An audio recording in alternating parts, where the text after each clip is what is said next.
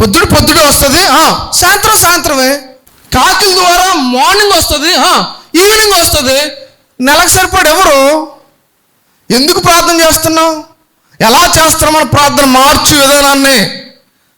ప్రభువా ఈ రోజు కావలసిన, అందుకే పరలోక ప్రార్థనలో ప్రభువా మాకు సంవత్సరం జీవితకాలం సరిపడా ఆహారం మనుందా, లేకపోతే అనుదిన ఆహారం మాకు అనుదిన అంటే దినదినము అని ఉందా, లేకపోతే ఒకేసారి దయచేయాలి ఉందా? నీకు ఎప్పటి ఆహారం దేవాతి దేవుడు అప్పుడు అందిస్తాడు. ఆమేన్. అది నేర్చుకోండి విషయం. అది మన్నా అవనవండి, లేకపోతే కాకోలం ద్వారా ఏలియాకి ఇచ్చిన ఆహారం అవనవండి, ఏదేమైనప్పటికీ.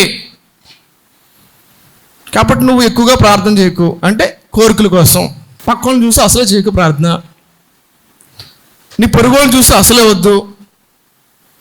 ఆ కథ ఉంది, వద్దు, ఎందుకంటే టైం ఉండదు. అన్నీ చేశాడు ప్రార్థన. ఆడు కారు ఇచ్చా ప్రభా, నాకు కారు ఇయ్యి. ఆడికి బైక్ ఇచ్చావు, నాకు బైక్ ఇయ్యి. ఆడికి మ్యాడ్ ఇచ్చావు, నాకు మ్యాడ్ ఇయ్యి అన్నాడంట. ఆఖరిన ఆడికి కన్ను పోయింది. ఆడికి ఏం పోయింది? వీడికి ఎన్ని పోవాలి ఇప్పుడు? ఏం పోవాలి? 2 కన్నులు పోవాలి. స్తోత్రం కలను కాక. అలాగ ఉంటుంది. పక్కన చూసి ప్రార్థన వద్దు. ఇప్పుడు కెరీతు వాగు అయిపోయిందండి. ఒక పాఠం నేర్చుకున్నాం. 2 పాఠాలు అయిపోయినాయి. 3వ పాఠం. ఇప్పుడు 3వ పాఠంకి వచ్చేటప్పటికి ఏలియా సారేపతి వచ్చేసాడు. ఎక్కడికొచ్చారండి? ఎందుకంటే అక్కడ ఏలియాకి ఆహారం, ఆ వాగు ఎండిపోయింది. అప్పటికే 1 సంవత్సరంన్నర, సుమారు 2 సంవత్సరాలు అక్కడే గడిపేశాడు. పొద్దుట అసాయంత్రం ఆ నీళ్లు తాగడం, అక్కడ ఎల్లోన్ అంటే ఒంటరిగా గడిపాడు. స్తోత్రం కలుగును గాక. ఒంటరి జీవితం గడిపాడు 2 సంవత్సరాలు మ్యాక్సిమం, అయితే సుమారుగా అప్రాక్సిమేట్లీ. ఇప్పుడు సారేపతి వెళ్ళిపోయాడు. ఇప్పుడు అన్నాడు, నువ్వు అక్కడికి వెళ్ళు. సారేపతి అనగానే చాలా భయం అంటానికి. ఎందుకంటే సారేపతి అంటే, సారేపతి వెళ్ళే దారిలో ఇందాక చెప్పాను కదా, యెజబెల్ నాన్నగారు, యెజబెల్ నాన్నగారు ఉన్నారే, ఆ నాన్నగారు ఆయన రాజుగారు. యెజబెల్ అంటే రాణి అమ్మాయి, యెజబెల్ అంటే ఎవరంటే ఆవిడ రాజుగారు కుమార్తె అండి. వాళ్ళ నాన్నగారు రాజుగారు, ప్లస్ వాళ్ళ నాన్నగారు ఏంటంటే పూజారి. ఏ పూజారి అంటే అష్టారోతు యొక్క ఆ దేవత యొక్క పూజారి. ఈవిడ కూడా అదే పూజ చేస్తుంది. ఈవిడ ఎవరు? యెజబెల్. ఇప్పుడు వెళ్ళే దారిలో ఏముందంటే ఈ యెజబెల్ యొక్క ఊరు తగులుతుంది. సీదోన్ అనే ప్రాంతం.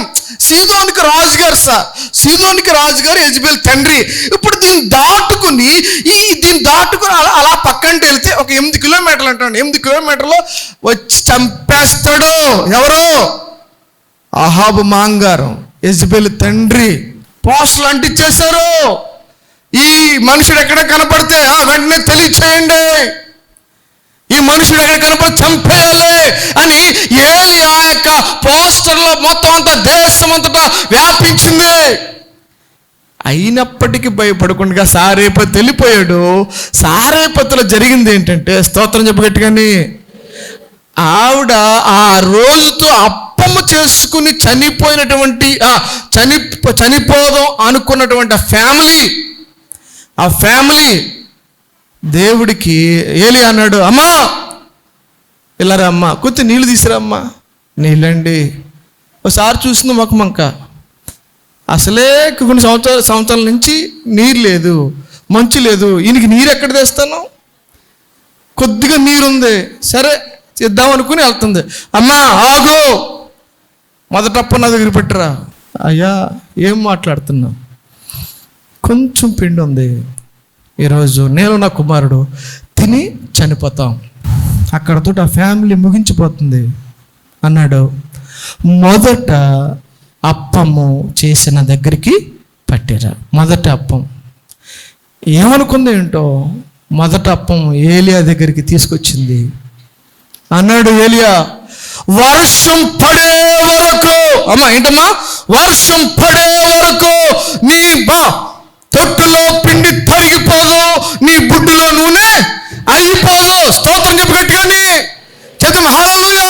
ప్రియమైన దేవుడి జనాంగమా, ఏలియా జీవితంలో జరిగినటువంటి మహత్తరమైన ఘట్టాలు ఏంటో తెలుసా? దేవుడు చెప్పలేదే, సారేపతి విధవరాలని నేను నీకు అరేంజ్ చేస్తాను అన్నాడు. ఈయనే ఆశీర్వదించాడు తెలుసా? ఏలియా ఏం ఆశీర్వదించాడు తెలుసా? ఏమన్నాడో తెలుసా? వర్షం పడే వరకు నీ తొట్టులో పిండి తొలగిపోదు, నీ బుడ్డులో నూనె అయిపోదు. గట్టిగా దేవుని స్తోత్రం చెప్తాం. ప్రియమైన దేవుని జనమా, మొట్టమొదట దేవునికి నువ్వు ఇస్తే, ఆమేన్ చెప్పండి. మొట్టమొదట ఎవరికి ఇవ్వాలి? దేవుడికి ఇచ్చే. ఆఖరిది కాదు అమ్మా, ఆఖరిని వద్దండి. దేవుడికి ఆఖరిది వద్దు, మిగిలిపోయింది వద్దు, పనికిరాంది వద్దు. మొట్టమొదటి ఏదైతే ఉందో, ప్రథమ ఫలమా దశమ భాగమా ఏదైతే ఉందో, నీ రాబడి అంతట్లో దేవుడికి ముందు ఇస్తే స్తోత్రం కలుగును గాక. ఎప్పుడు నీకు తరిగిపోదు. స్తోత్రం చెప్పు గట్టిగాని. దేవుడు అటువంటి ఆశీర్వాదము నీ గృహానికి ఇచ్చును గాక. ఎప్పుడు మొట్టమొదట దేవుడికి ఇస్తే. ఎంతమంది మీ ఇంట్లో అమ్మా, ఎంతమంది అప్పుల పాలైపోతున్నారు? ఎంతమంది వడ్డీలు కడుతున్నారు? నెల వచ్చేయడానికి ఎంతమందికి జీతం సరిపోవట్లేదు? దేవుడు నీకోసమే మాట్లాడుతున్నాడు. నువ్వు అప్పుల పాలైనా, నీ జీతం సరిపోకపోయినా, లేకపోతే నువ్వు ఇంట్లో బియ్యం కానీ, నూనె కానీ, కిరాణా కానీ ఇది తక్కువగా ఉంటే కనుక నువ్వు చేయవలసిన మొట్టమొదటి పని ఏంటంటే, దేవుడికి మొట్టమొదట నీకు కలిగి ఉన్న దాంట్లో అప్పు చేసి ఇమ్మని ఎవడు చెప్పడం. నువ్వు అప్పు చేసి ఇమ్మని ఎవడు చెప్పడం. అది కూడా నోట్ దిస్ పాయింట్, రాంగ్. అది నీకు కలిగి ఉన్న దాంట్లో దేవుడికి నీకు 1000 రూపాయలు ఉన్నాయి, 100 రూపాయలు ఇచ్చే. నీకు కలిగి ఉన్న దాంట్లో అది ఎప్పుడు ఇవ్వాలంటే అన్ని అయిన తర్వాత కాదు, మొట్టమొదట నువ్వు దేవుడికి ఇస్తే కనుక దేవుడు నీ కుటుంబాన్ని ఆశీర్వదించును గాక. అందుకే అన్నాను, ఏలియా మన వంటి రేస్ రైట్ సార్. ఏలియా నీకు లాంటోడనండి, నాకు లాంటోడనండి. ఒక వాక్యం నోటంట వచ్చింది, అది ఖచ్చితంగా జరిగి తీరింది. స్తోత్రం కలుగును గాక. అలా జరగాలి, అది అర్థం. ఒక వాక్కు నోటంట వచ్చింది, ఆయన నోటంటని అమ్మా తరిగిపోదు అంటే, ప్రతిరోజు ఎప్పుడే ఇంటికి వచ్చేసాడు, ఏలియా గారు ఇంటికి వచ్చేసారు, ప్రతిరోజు పైన కట్టేశారు. ఏలియాకి మేడ మీద కట్టేసింది. ప్రతిరోజు అయ్యగారు రొట్టె, అయ్యగారు మాంసం, అయ్యగారు నీళ్ళు రోజు ఇస్తూ ఉంటే అకస్మాత్తుగా ఒక రోజు ఏమైంది? కొడుకు చెప్పాలి, కొడుకు ఏమైపోయాడు? కొడుకు చనిపోయాడు. ఏలియా జీవితంలో మహత్తరమైనటువంటి ఆశ్చర్యకరమైన మహా అద్భుతకరమైన చర్య ఏదైనా ఉందంటే ఇది స్టార్టింగ్ అండి సార్. ఇది ఇప్పటి వరకు చనిపోయిన ఏ వ్యక్తి, ఆది కాండం ఆదాము నుండి గమనించండి, ఆది కాండం ఆదాము నుండి ఏలియా వరకు చనిపోయాడు ఎవడో బ్రతకలేదు. ఏలియా ఎప్పుడైతే తెలుసు ఏలియాకి చనిపోయిన ఎవడో బ్రతకలని తెలుసు. అబ్బా ఇది చాలా ఆశ్చర్యం కదా సార్. ఏలియా జీవితంలో ఇంత అసలు ఆ ప్రార్థన ఎలా వచ్చింది అసలు ఏలియాకి? అసలు సాధ్యమైంది? ఎంతోమంది చనిపోతున్నారు, ఎంతోమంది ఏలియా ముందు ప్రవక్తలు ఉన్నారు, ఏలియా ముందు దేవుడితో మాట్లాడేటువంటి మహానుభావులు ఉన్నారు. అంతమంది ఉన్నప్పటికీ ఎవరు కూడా చనిపోయిన వాడిని బ్రతికించలేదు. ఏలియా ముమ్మారు బాలుడి మీద పండుకుని చూడండి ఆ ఏలి యొక్క స్వభావం ఏమిటో. బాలుడి మీద పండుకుని ముమ్మారు బాలుడి మీద పడి ప్రార్థన చేస్తే కుమారుడు బ్రతికాడు. చప్పట్లు కొట్టి దేవుని స్తోత్రం చెప్పు. ఏలియా మన వంటి, కానీ ఏం చేశాడు? కుమారుణ్ణి ఇంతవరకు లేదు సార్. ఏలియా వరకు చనిపోయిన వాడు బైబిల్ చరిత్రలో లేదు. ఏలియా ప్రార్థన చేశాడు, చనిపోయిన కుమారుడు తిరిగి బ్రతికాడు. This is the first. దేవునికి స్తోత్రం చేద్దాం గట్టిగాని. చనిపోయిన బ్రతకడం అనేది లేదు సార్. Powerful prayer. అది సారేపతిలో దేవుడు చేసిన, ఏలియాకు చేసిన ఒక మంచి అద్భుతమైన కార్యం. స్తోత్రం చెప్తే గట్టిగాని. ప్రతి మాట అనకలు మీరు ఏమనుకోవాలి? ఏలియా చెప్పాలి. ఏలియా మన వంటి, కానీ ప్రార్థన చేస్తే చనిపోయిన కుమారుడు తిరిగి లేచాడు.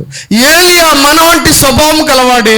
ఇంత కరువు కాటకమున్న క్షామ కాలంలో సమృద్ధి ఆహారాన్ని తినగలిగినవాడు ఏలియా. ఏలియా మన వంటి స్వభావము కలిగినవాడు. నేను ముందుకు వెళ్ళిపోతాను. ఒక 2-3 ఘట్టాలు జ్ఞాపకం చేస్తాను. 3:30 అయిపోయిందండి. 3:30 అయిపోయింది. ఇప్పుడు దేవుడు అంటాడు ఏలియాతోటి, ఏలియా ఇప్పుడు నువ్వేం చేస్తావంటే ఆహాబు దగ్గరికి వెళ్ళు. యెహోవా దేవుడును ఏలియా ఇద్దరు మాట్లాడుకుంటున్నారు. ఏలియా సార్ ఇప్పుడు నువ్వు ఎక్కడికెళ్ళాలి? ఆహాబు దగ్గరికి వెళ్తే ఊరుకుంటాడా? ఊరుకుంటాడా? ఊరంతానేమో పోస్టర్లు ఏం చేశాడా? మొత్తం అందరికి చెప్పేశాడా? ఎక్కడ కనపడినా సరే వధించేయాలి, చంపేయాలి అని చెప్పేసి మొత్తం తాకిది వెళ్ళిపోయినా. ఇప్పుడు డైరెక్ట్గా ఎవరైతే చంపాలో ఆ శత్రువు దగ్గరికి దేవుడు వెళ్ళమంటే స్తోత్రం కలుగును గాక. ఏ భయం లేకుండా ఆహాబు దగ్గరికి గుర్రం వేసుకుని వెళ్ళిపోయాడు. గడిగ దేవుని స్తోత్రం చెప్తామండి. ఆహాబు దగ్గరికి వెళ్ళిపోయిన తర్వాత దేవుడు ఏమన్నాడు చూడండి. అక్కడ నేను చాలా 4-5 సార్లు స్టడీ చేశాను. దేవుడు ఏం చెప్పాడంటే ఏలియాతోటి వర్షం పడుతుందని చెప్పడానికి పంపితే ఏలి ఏం చేశాడు చూడు. ఏలి అలా చేయలేదు. వెళ్ళి వీళ్ళిద్దరికీ డిస్కషన్ వచ్చేసింది. ఎవరెవరికని? ఆహాబుకిని ఎవరికని డిస్కషన్ వచ్చేసింది.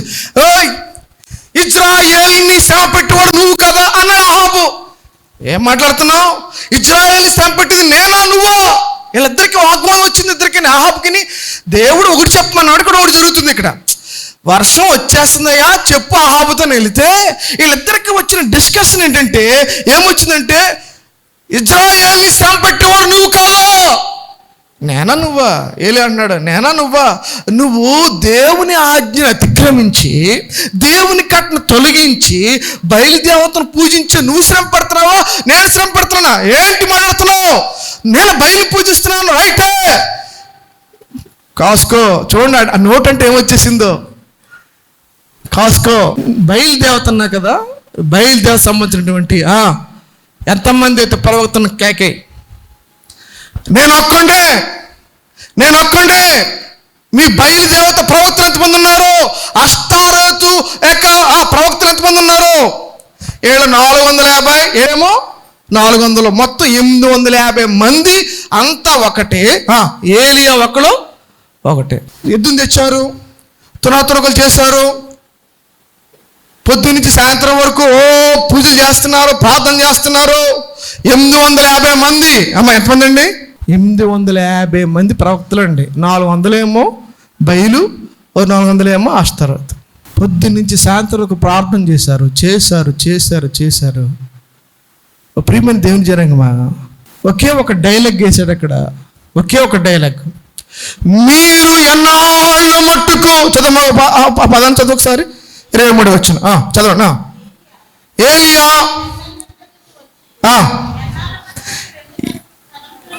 ఎన్నాళ్ళ మట్టుకు 2 తలంపుల మధ్య తడబడుచుందురు. మరొకసారి ఎన్నాళ్ళ మట్టుకు 2 తలంపుల మధ్య తడబడుచుందురు. యెహోవా దేవుడైతే యెహోవా నమ్ముకోండి. బయలు దేవుడైతే బయలు నమ్ముకోండి. గట్టిగా దేవుని స్తోత్రం చెప్పు. ఎంత వండర్ఫుల్ వర్డ్ వచ్చేసిందండి నోటంటానే. దేవుడు చెప్పింది కాదు సార్ అది. యెహోవా దేవుడైతే యెహోవా నమ్ముకో, బయలు దేవుడైతే బయలు నమ్ముకో. ఈరోజు అటువంటి వాళ్ళు ఇక్కడ లేరా? ఓ ప్రియమైన దేవుని జనాంగమా, ఏలి అంటున్నాడు యెహోవా దేవుడైతే యెహోవా నమ్ముకో, బయలు దేవుడైతే బయలు నమ్ముకో. రైట్. బయలు దేవుడైతే కనుక నీ దేవుడు వచ్చి ఈ కట్టెలు ఏం చేయాలి? దహించేయాలి. ప్రార్థన చేశారు. 850 మంది చేశారు. సాయంత్రం వరకు ఏమీ లేదు. సాయంత్రం తర్వాత 12 రాళ్ళు తెచ్చాడు, బలిపీఠం కట్టాడు, ఎద్దును తెచ్చాడు, తునాతునకలు చేశాడు, 4 కందకాలు త్రవ్వించాడు, నీరు పోసాడు. చిన్న ప్రార్థన, 2 నిమిషాల ప్రార్థన. ఇజ్రాయేలు దేవా, యాకోబు దేవా, అబ్రహాము దేవా, ఇస్సాకు దేవా, ఇదిగో నాయన నీవే ఈ కార్యం చేస్తావని నిన్ను ప్రార్థన చేస్తున్నా అనగానే ప్రార్థన ఆమేన్ అని అనకుండానే అగ్ని వచ్చి దహించేసింది. స్తోత్రం చెప్పి గట్టిగానే చేతులెత్తి దేవుని స్తోత్రం చెప్పు. యెహోవా దేవుడా కాదా? చెప్పండి అమ్మా, మీరు చెప్పండి. వాళ్ళు వదిలేయండి, మీరు చెప్పండి. యెహోవా దేవుడా కాదా? యెహోవాయే నిజమైన దేవుడు. చెప్పు ఒకసారి. యెహోవాయే నిజమైన దేవుడు, సజీవుడైన దేవుడు.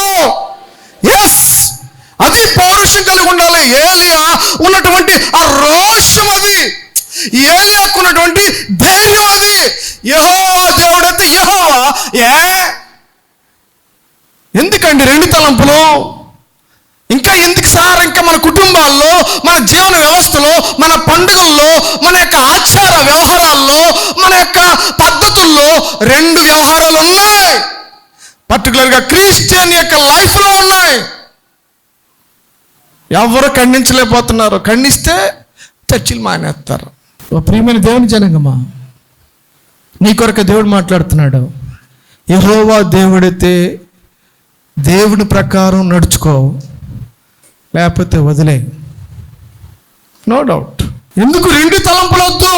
రెండు పడవల మీద కాలేస్తే మధ్యలో పడతావు, నిన్ను ఉమ్మేస్తాను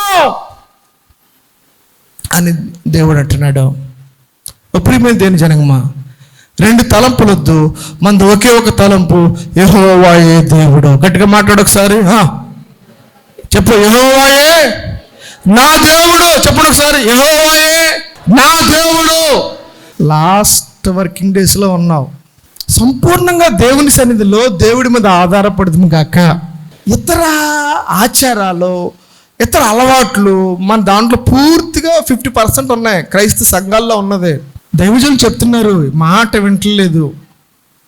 ప్రతి దైవజనులు చెప్తున్నారు సార్, ఎవరు వాళ్ళ మాటల్ని అస్సలు పట్టించుకోవట్లేదు, గైకొనట్లేదు. వాళ్ళ ఆచారాలు ఎక్కడ తగ్గట్లేదు, వాళ్ళ వ్యవహారాలు తగ్గట్లేదు, వాళ్ళ ఆలోచన విధానం తగ్గట్లేదు. దేవాతి దేవుడు మన కుటుంబాల్లో సరిచేయను గాక. చెప్తాము మనమంతా కూడా ఒక తలంపే. చెప్తాం, ఒక తలంపే. యెహోవాయే ప్రకారంగా నడుచుకుందాం గాక. చెప్తామా సరే? యెహోవా ప్రకారము, ఆయన కట్టడల ప్రకారము, ఆయన ఆజ్ఞల ప్రకారము మనం అందరము నడుచుకుందాము గాక. ఏలియా మన వంటి స్వభావం గలవాడే. వర్షం అయిపోయింది, కట్లు దహించేసి. ఇప్పుడు చూడండి సార్ ఏమైందో. యెజబెల్ గారికి వచ్చేసింది కోపం. అమ్మా, ఎవరికి వచ్చింది కోపం? యెజబెల్కి వచ్చింది కోపం. ఎక్కడున్నాడు? యేసేయులన్నీ. అమ్మా, యేసేయులన్నీ ఏంటి 850 మందిని చంపేస్తాడా? ఈ బయలు ప్రవక్తలందరూ చంపేస్తాడా? ఎక్కడున్నాడు? రేపు ఈ టైం కల్లా కథం శవాలు చేసింది. ఇప్పుడు రేపు పొద్దున ఈ టైం కల్లా ఎవరు చచ్చిపోవాలి? చెప్పాలి, ఎవరు చనిపోవాలి? ఈ రోజు దహించింది అగ్ని, రేపు పొద్దున ఈ టైం కల్లా ఎవరు చనిపోవాలి? ఏలియా చనిపోవాలి. చనిపోయాడా? కానీ ఏలియాకి భయం పట్టుకుంది. స్తోత్రం కలుగును గాక. అమ్మా, ఏలియాకి ఏం పట్టుకుంది? తెలుసు ఆ సంగతే. యెజబెల్ సంగతి తెలుసు, అహాబు సంగతి తెలుసు. అయ్యో, నా ప్రాణం ఏమైపోతుంది. తీయమ్మా, ఏనమ్మా, తీయండి ఒకసారి చూద్దాం. ఒకసారి 19వ అధ్యాయం 1 వచనం. ఏలియా చేసినదంతయు అతని ఖడ్గము చేత ప్రవక్తలందరినీ చంపించిన సంగతియు అహాబు యెజబెలుకు తెలియజెప్పక, యెజబెలు ఒక దూత చేత ఏలియాకు వర్తమానం పంపించాను. రేపు ఈ వేళకు నీ ప్రాణమును వారిలో ఒక ప్రాణం వల్లే చేయనేళ్ళ దేవుడు నాకు గొప్ప అపాయము చేయనుగాక. ఇప్పుడు అన్నాడు చూడండి, ఏలేమన్నాడు? 4వ వచనం. తాను ఒక దిన ప్రయాణారంలోకి పోయి ఒక బదిలీ వృక్షం కింద కూర్చుండి మరణాపేక్ష గలవాడే, యెహోవా, నా పితల కంటే నేను క్రూరుడు కాను, ఇంత మట్టుకు చాలును, నా ప్రాణము తీసుకొనుము అని ప్రార్థన చేసెను. ఇటువంటి ప్రార్థన మనము చెయ్యొచ్చా, చెయ్యకూడదా? ఏలియా ఎవరు? ఎస్, కరెక్టే. నీకోసమే సార్ ఇదిలా రాశారండి, ఇది నా కొరకు రాశారండి. ఎందుకంటే మనకి కూడా అటువంటి అనుభవాలు, అటువంటి సందర్భాలు ఎదురవుతాయి. అనుకుంటాం, అయ్య బాబు నేను చచ్చిపోతే బాగున్నా, నాకు ఎందుకు వచ్చింది కష్టం, నేను ఎంతకాలం వెయిటింగ్ చేయాలి, నేను ఎన్ని పరీక్షలు రాయాలి, నేను ఎంతగా కష్టపడినదని నాకేమీ అవట్లేదు, ఈ జీవితం ఎందుకు, చచ్చిపోతే బాగున్ను అని అనుకున్న ప్రియమైన సహోదరుడా, సహోదరి, ఏలియా కూడా అలాగ అనుకున్నాడు. చచ్చిపోతే బాగుంటుంది, నా ప్రాణం తీసుకొని ఆయన. యేసయ్య కూడా ప్రార్థన చేశాడు, అలా చేయలేదు. నీ చిత్తమైతే ఈ గిన్నెను నా యొద్ద నుండి తీసుకున్నాడు తప్ప, ఏంటి నాయనా నేను నీ కుమారుని కదా, వచ్చాను కదా, ఏంటి పరిస్థితి అని అలాగ అనలేదు. ఈ ప్రార్థన మనం ఎవరం చెయ్యకుందాము గాక. చాలామంది సూసైడ్స్కి, ఆత్మహత్యలకి, సముద్రంలో దూకేయడానికి, నీటిలో పడిపోవడానికి గల కారణం చచ్చిపోతే బాగుండు, ఎందుకు వచ్చి నీ బ్రతుకు అని అనుకుంటున్నావేమో. ఏలియాకి చావు రాలేదు. గట్టిగా దేని స్తోత్రం చెప్పు, గట్టిగాని చెప్పమ్మ, గట్టిగాని హల్లెలూయా. ఎందుకంటే ఏలియా యెహోవా మీద ఆధారపడినవాడు. చావు రాలేదు సార్. ఏలియాకి చావు యెజెబెలు చేత చంపబడలేదు.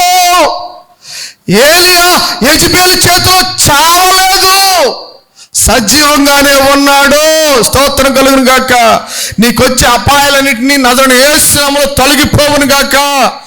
ఏదైతే సాతానుగాడు నిన్ను బంధించి, అయ్యో నువ్వు చేతకాని వాడువు, నువ్వు ఇక జయం రాదు, నువ్వు ఇంకా పాస్ అవ్వలేవు, నీకు ఉద్యోగం రాదు, నీకు పిల్లలు కలగరు, నువ్వు కట్టలేవు, నువ్వు చేయలేవు అని ఏదైతే సాతానుగాడు నిన్ను ఆవరించి భయపడుతున్నాడో నజరుడైన యేసు నామములో అవన్నీ లయమైపోవును గాక. గట్టిగా ఆమని చెప్పు, విశ్వాసంతో చెప్పు.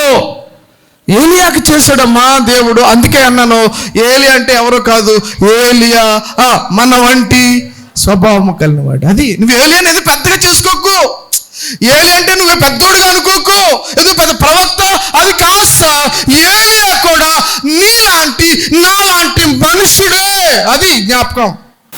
ఏలియా యొక్క ఆత్మ, ఏలియాకున్న ఆత్మకున్న ప్రత్యేకత ఏంటంటే చాలా ప్రత్యేకత ఉంది.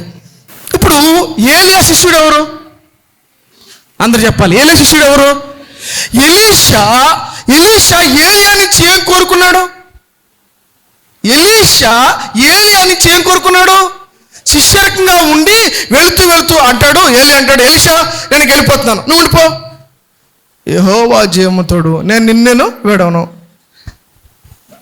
మళ్ళీ వచ్చేసారు, బేతేలుకి వచ్చారు. ఎలీషా ఉండిపో, వెళ్ళిపోతున్నాను. యెహోవా జీవంతో నేను విడవనంటాడు. మళ్ళీ వచ్చేసారు, యోర్దానుకి వచ్చారు, ఎరుకోకి వచ్చారు. ఎరుకోకి వచ్చిన తర్వాత ఎలీషా ఉండిపో, నేను విడవను. మళ్ళీ ఎరుకోకు ముందు వచ్చారు, ఎరుకో తర్వాత యోర్దానుకి వచ్చారండి. దుప్పటి వేసాడు, అలా విడిపోయింది. అడుగుతున్నాడు, నీకేం కావాలి? ఎలీషా అడుగుతున్నాడు, నీకు కలిగినటువంటి ఆత్మలో 2 పాళ్ళు నాకు దయచేయి. ఈరోజు ఏలియా జీవితాన్ని గురించి వింటున్నా నువ్వు నేను ఈ ప్రార్థన చేయకపోతే వ్యర్థం. యేసయ్యా ఏలియాకి ఇచ్చిన ఆత్మలో కనీసం 1 పాలైన నాకు దయచేయి నాయనా అని ప్రార్థన చేయగలవా? చెప్పు, దేవుని స్తోత్రం చెప్పు ఒకసారి. చెయ్యి, అలా చెయ్యి. ఎలీషా అదే చేశాడు సార్.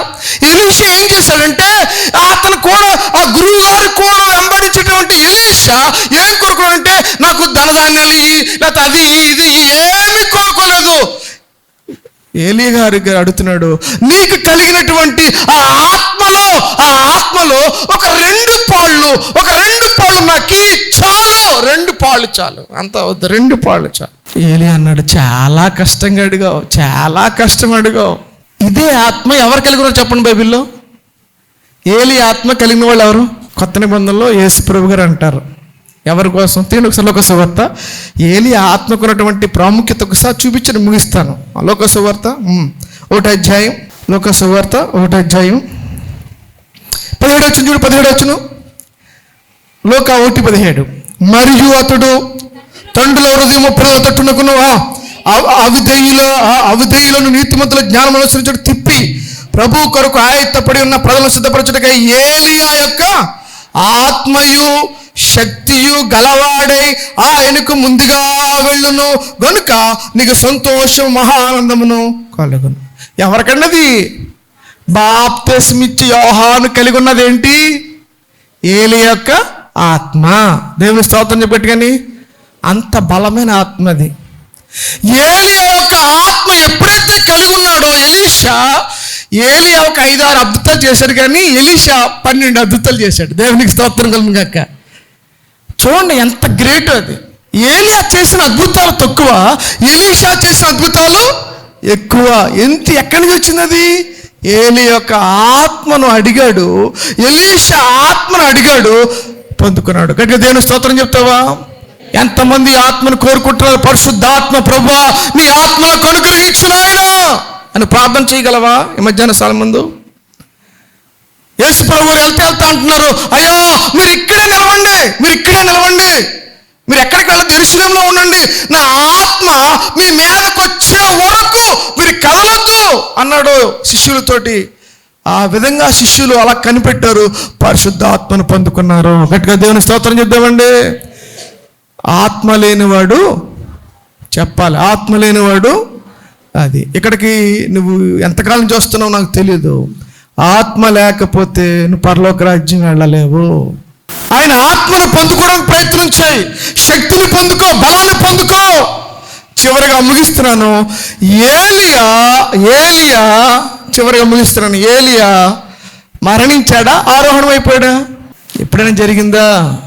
ఎవరికైనా జరిగిందా? ఎక్కడైనా? హానోకు దేవునితో ఫస్ట్ ఆయన సార్. ఫస్ట్ ఎవరంటే హానోక్ అండి. హానోకు దేవునితో నడుచుకుంటూ వెళ్ళిపోయాడు. బట్ ఏలి అలా కాదు సార్, నడవడం కాదు. ఎప్పుడైతే ఈ ఏలియా ఎలీషా ఇద్దరు పక్కపక్క ఉంటే అగ్ని రథాలు పైనుంచి అగ్ని రథం, హలో ఏంటి ఏమన్నాను? మామూలు రథం కాదు, అగ్ని రథం, అగ్ని గుర్రం కూడా అగ్నే. గుర్రం కూడా ఎలా ఉందంటే అగ్ని రథం వచ్చేసి వీళ్ళిద్దరిని ఏర్పరిచేసింది. ఏలియా ఆ రథం మీద పైకి వెళ్ళిపోయాడు. గట్టిగా దేవుని స్తోత్రం చెప్తాం గట్టిగానే.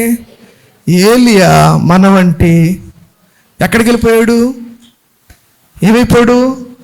ఆరోహణం అయిపోయాడు. రేపొద్దు నువ్వు నేను కూడా యేసు ప్రభు వచ్చేటానికి ఆరోహణమయ్యే గుంపులో ఉందుముగాక. అందరు లేచి నిలబడి ప్రార్థన చేసుకుందాం. క్షేమములుగా పెంచిన పరలోక తండ్రి, ఉదయకాల సమయంలో దేవతండి ప్రభా, ఏలియా జీవితం ద్వారా మాతో మాట్లాడావు, సంఘంతో మాట్లాడావు ప్రభా.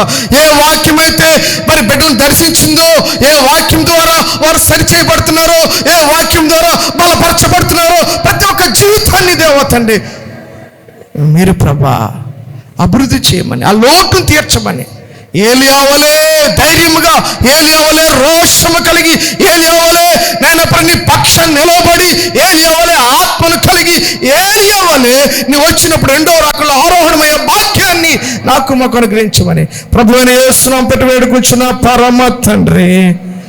అందరికీ సామె చెప్దాం. ఆమేన్.